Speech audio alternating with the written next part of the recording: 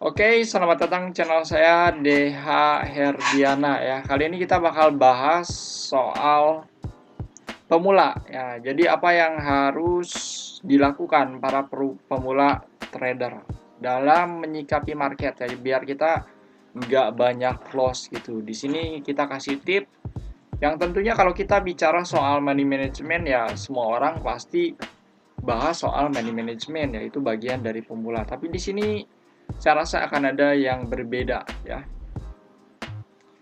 Oke, apa yang harus dilakukan seorang pemula? Ya, tentunya seperti yang tadi saya bilang, money management. Tapi money management yang saya jelaskan sekarang tidak seribet yang dijelaskan oleh orang lain mungkin ya. Di sini nomor satu poinnya money management. Money management itu yang saya tekankan cukup risk reward 1:1 itu cukup ya.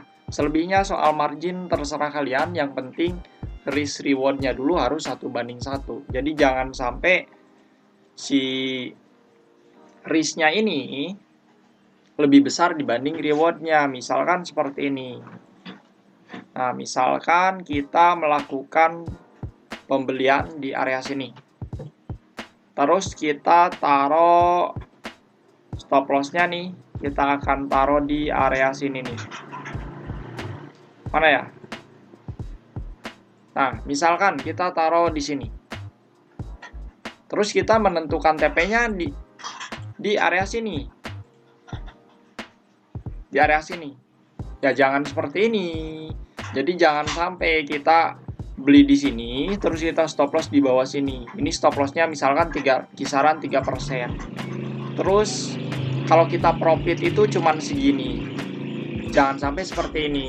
Ini 3% loss, 1% keuntungan. Jadi jangan sampai seperti ini. Kalau seperti itu selamanya kalian akan terus merugi ya. Untuk pemula itu harus sangat diperhatikan. Bukan soal mengatur marginnya berapa. Misalkan marginnya $1 atau $2. Bukan hanya seperti itu. Itu akan sangat percuma kalau misalkan kalian tidak memperdulikan risk reward seperti ini.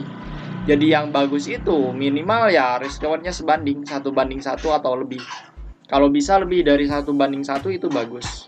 Oke, jadi selain kita mengatur berapa marginnya, kira-kira pengaturan 1:1 seperti ini kalian udah benar atau apa belum? Nah, itu yang harus saya ingatkan. Itu poin utamanya.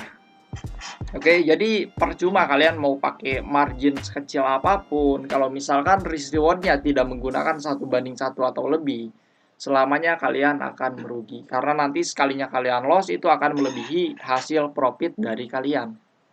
Nah, jadi money management yang saya jelaskan sesimpel itu. Beda sama orang yang harus dikali sekian, dibagi sekian. No. Yang penting ininya dulu kalian pahamin. Karena percuma sekarang kalian dibagi 1000 kali itu modal, dibagi 10.000 kali. Kalau misalkan tidak menerapkan risk reward yang baik, nah itu tetap hasilnya akan habis. Seperti itu. Jadi jangan pernah kita masukin uang kalau misalkan risk rewardnya minimal tidak 1:1 atau lebih.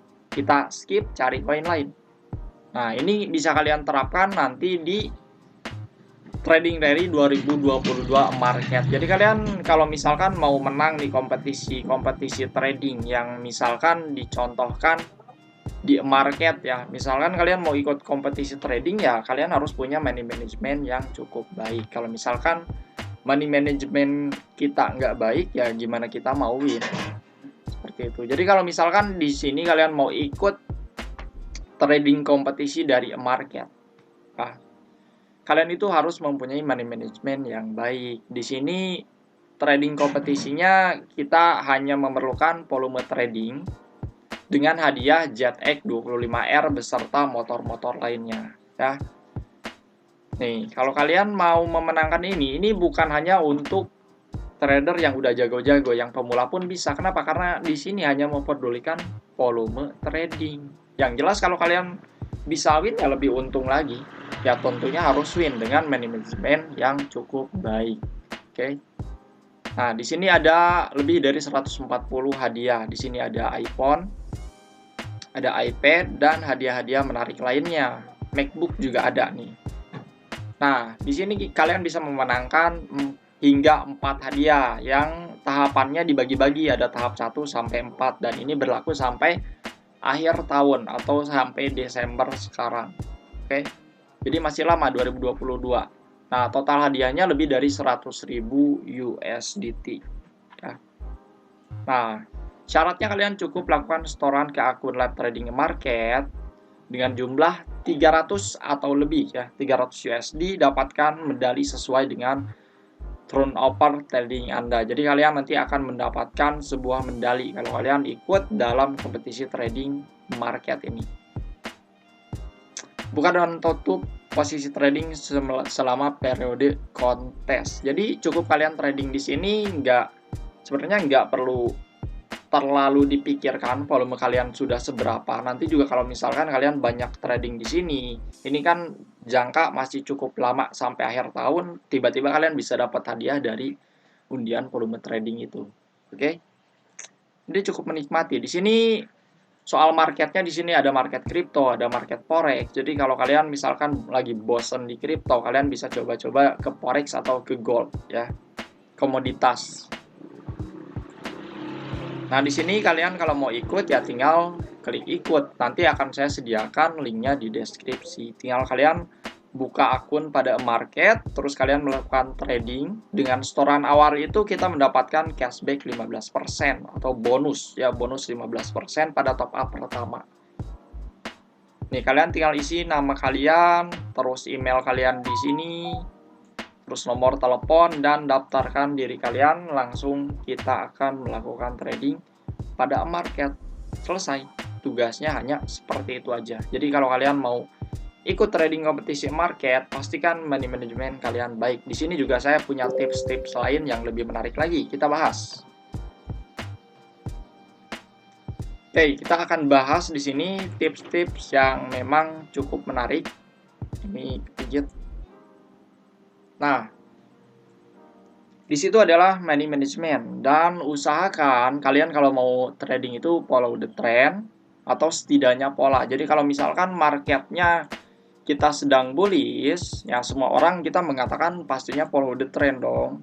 Follow the trend, follow the trend, follow the trend. Tapi kok bang banyak SL. Nah, itu yang jadi masalah, kenapa banyak SL padahal udah follow the trend ya. Kita harusnya mengikuti sebuah pola. Jadi setiap entry itu, kalau saya pribadi, saya mengusahakan ada pola dulu baru saya mau melakukan entry. Jadi semisal saya akan melakukan entry, ini hanya mantul di area trendline, saya tidak mau ambil.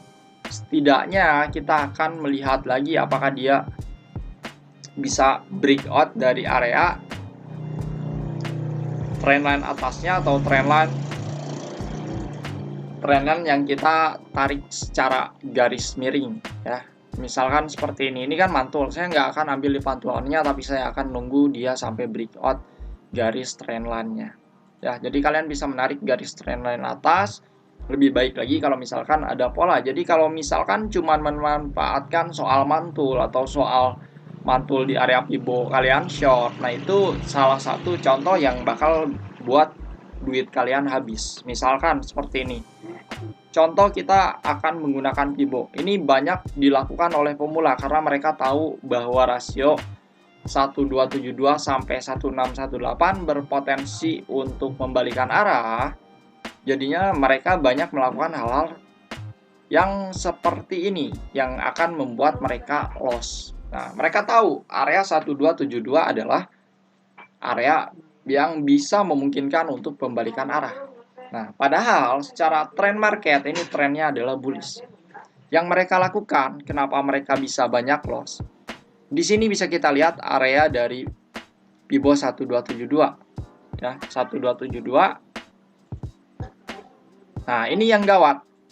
Sampai area 1272 muncul candle merah, biasanya pemula itu melakukan short. Itu yang bahaya. Ya, jadi kalau hanya sekedar pantulan-pantulan merah di area Fibo, jangan melakukan short kalau memang secara trennya dia sedang bullish. Nah, itu yang terkadang jadi salah persepsi, mentang-mentang 1272 atau 1618 potensi pembalikan arah, ketika mentok di situ orang-orang pada short. Nah, itu suatu kesalahan yang bakal buat mereka rugi. Oke. Jadi kalau sekedar pantulan saya tidak menyarankan, tapi lebih bagusnya adalah kita mencari pola. Kita misalkan mencari pola double top atau pola-pola lainnya ketika dia sudah mencapai area Fibonacci. Seperti itu yang harus dilakukan pemula ataupun yang bukan pemula. Yang tentunya kalau bukan pemula ya dia tahu bahwa kalau hanya sekedar pantulan itu hanya secondary reaction aja. Kalau misalkan cuman mentok di area resist pun saya tidak menyarankan.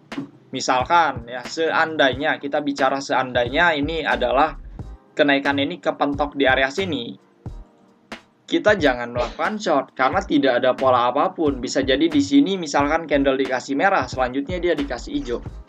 Jadi saya tidak pernah menyarankan kalian untuk mentok resist terus short. Jangan sampai melakukan itu sampai kalian punya indikasi-indikasi lain yang cukup kuat.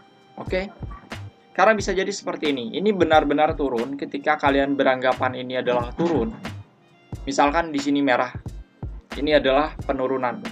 Ini benar bisa turun, cuman kalian belum tentu melakukan taking profit. Di sini bisa jadi balik lagi ke atas. Dan yang kalian anggap adalah ini akan sampai ke area support. Para pemula akan selalu berpikir bahwa harga itu akan selalu mantul di area support resisten. Tapi dia lupa bahwa area moving average 21.34 juga bisa menjadi area support yang cukup kuat. Nah, semisal kita pasang moving average, ini adalah area yang cukup kuat. 21.34 dan 90. Ketika kalian berpikir ini akan turun ke bawah sini, loss. Jadi jangan sampai kita beranggapan ada di support, kita harus long, ada di resisten, kita harus short. Tidak seperti itu. Kita harus mencari faktor-faktor pendukung lain untuk melakukan hal tersebut. Jadi jangan sekedar mantul, terus kita melakukan buy atau sell. Ya. Jadi tips kali ini adalah tips sederhana yang saya bagikan. Yang mungkin kalian lupa. Biasanya lihat merah dikit kalian short, lihat hijau dikit kalian long. Mentang-mentang ada di support kalian long. Tidak selamanya seperti itu. Kita butuh faktor-faktor pendukung lain. Jadi kalau misalkan sekedar mantul baru satu aja jangan langsung diambil saran saya. Kita bisa pakai trendline di bagian atas. Seperti itu ya. Oke. Kita cukup segini aja. Kalau misalkan kalian mau trading di market, kompetisi trading, yang saya ingatkan adalah money management dan teknik yang baik. Dan sebagian tekniknya sudah saya sarankan kepada kalian. Oke, jadi itu caranya agar kalian bisa menang kompetisi trading di market. Terima kasih. Semoga kalian menang ya. Link di deskripsi.